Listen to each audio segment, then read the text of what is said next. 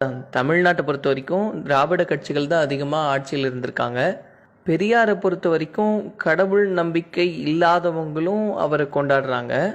ஆன்மீகத்தில் இருக்கிற சிலரும் அவரை கொண்டாடுறாங்க. அவர் பெரியார் பற்றி உங்களுடைய கருத்து என்ன?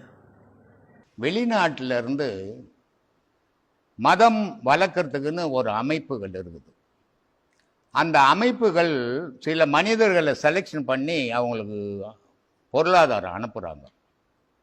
அவங்க அனுப்பும்போது அதை இங்கே இருக்கிறவங்க பயன்படுத்திக்கிறாங்க.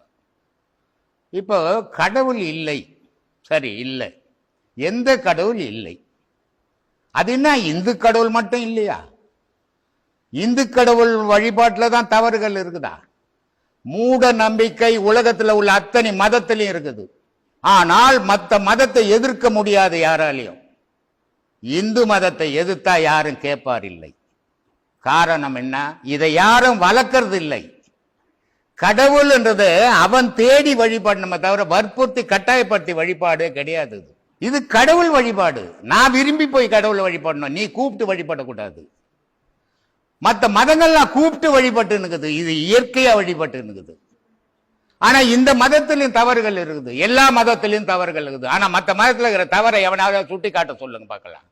சுட்டி காட்டினா மறுநாள் அங்க வெடிக்கும், சுட்டி காட்டினா மறுநாள் உள்ள போயிடுவான். இதை யாரு என்ன கேட்டாலும் கேட்பார் இல்லை. ஏன்னா கடவுள் வழிபாடுன்றது ஒரு சுதந்திரமான உலகத்துல வழிபாடு இந்து மதம் தவிர வேற எதுவும் கிடையாது. இந்துக்கள் என்றும் கிறிஸ்துவ மதத்துல போய் வழிபடுவான், இந்துக்கள் என்றும் தர்கால போய் வழிபடுவான். ஆனா ஒரு கிறிஸ்துவனோ ஒரு இந்துவோ முஸ்லீமோ இந்துக்கள் வழியில வந்த வழிபாடு சொல்லுங்க. காரணம், சுதந்திரமான மதம் உலகத்தில் இந்து மதம் மட்டும்தான்.